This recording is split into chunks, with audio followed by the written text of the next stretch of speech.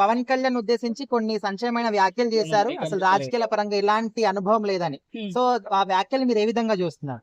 ఇప్పుడు రాజకీయాల్లో విమర్శలు ప్రతి విమర్శలు సహజం. ప్రకాష్ రాజ్ అనే వ్యక్తి ఈ రోజు పవన్ కళ్యాణ్ విమర్శించారు, ఓకే మంచిది. మరి గతంలో ప్రకాష్ రాజ్ గారు రాజకీయాల్లో బెంగళూరు సెంట్రల్ సిటీ నుంచి ఎంపీ కింద పోటీ చేసి ఒకసారి పోటీ చేస్తే ఓడిపోయినందుకు ఇంకా అడ్రస్ లేదు. మరి ఈ రోజు పవన్ కళ్యాణ్ కి రాజకీయాలు చేత కాదు, పవన్ కళ్యాణ్ కి రాజకీయం అంటే తెలియదు, కుల వివక్షణ ఉంది, ముఖ్యంగా బీజేపీకి తొత్తైపోయాడని మాట్లాడతారే. మరి 15 ఏళ్ల రాజకీయ జీవితంలో 10 ఏళ్లు ఎన్ని అటుపోట్లు ఎదుర్కొన్నాడు పవన్ కళ్యాణ్? ఎంత మంది చేత తిట్టించుకున్నాడు, ఎంత మంది చేత అనరాని మాటలు అనిపించుకున్నాడు. ఆయన అన్నది కాక వెనకాల తన కుటుంబ సభ్యులు కూడా అన్నారు. మరి అన్ని ఆటుపోట్లు ఎదుర్కొని ఈ రోజు డిప్యూటీ సీఎం అనే పదవికి ఒక్కసారికి ఒక బ్రాండ్ నేమ్ అయిపోయింది. గతంలో మీకు డిప్యూటీ సీఎం అంటే తెలుసా? అసలు ప్రోటోకాల్ ఉందా? ఆ పదవికే వాల్యూ ఉందా? మరి ఈ రోజు ఏపీ డిప్యూటీ సీఎం అంటే ఎంత లెక్కలు ఉంది? మరి అంత వాల్యూ వచ్చింది, గ్రౌండ్ లెవెల్లో ఏ పని చేయడం లేదని అంటారు కదా. మరి గ్రౌండ్ లెవెల్లో తన సొంత డబ్బులు అవసరమైతే సొంత డబ్బులు పెడుతున్నాడు, ప్రభుత్వం డబ్బులు నిధులు అవసరమైతే నిధులు పెడుతున్నాడు. అంటే ఎక్కడ సమస్య సాల్వ్ అవ్వాలంటే ఆ విధంగా పోతున్నాడు. మరి పని చేతనాలు ఎలా చెప్తారు? ఎక్కడో కర్ణాటక బెంగళూరులో కూర్చొని ఆంధ్ర రాష్ట్ర రాజకీయాల గురించి మాట్లాడటం అనేది ఒక వింత, అందులోనూ పవన్ కళ్యాణ్ విమర్శించడం అనేది ఇంకొక కొత్త వింత. ఇప్పుడు పవన్ కళ్యాణ్ పని చేస్తున్నాడు లేదన్నది గ్రౌండ్ లెవెల్లో ఆయన సాయం పొందినోడు చెప్తుంది. ప్రకాష్ రాజ్ గారు ఏదో ఎవరో ఒకరు వచ్చి ఒక ఇంటర్వ్యూ అడగగానే ఇంటర్వ్యూలో ఆయనకి ఏం తెలుసానంటే కొన్ని తెలీదు, తెలియకపోగానే ఎంతమంది సపోర్ట్ చేస్తున్నారా? ఇన్ని కోట్ల రూపాయలు అభివృద్ధి పనులు జరిగిపోతున్నాయా?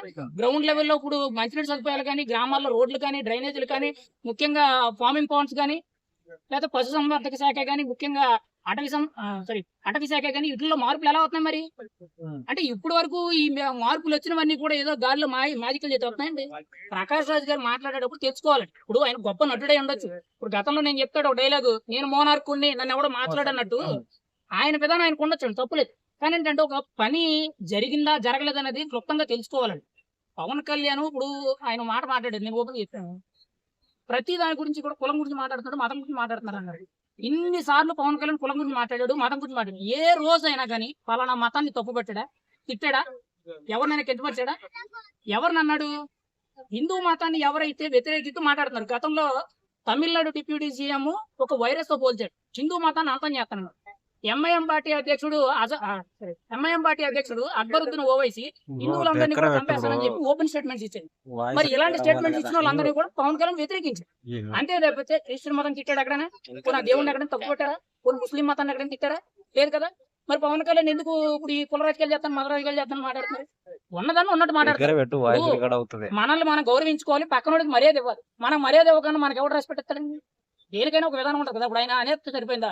బీజేపీలు ఎలా చేస్తున్నారని అంటే అది వాళ్ళ ఇష్టం. ఇప్పుడు మీకు రాజకీయం చేసే దమ్ము ఉంటే, ధైర్యం ఉంటే మీరు డైరెక్ట్ గా పాలిటిక్స్ లో దగ్గర పోటీ చేయండి. ఒకసారి పోటీ చేసి పారిపోయారు, మరి రెండోసారి ఎందుకు పోటీ చేయరు?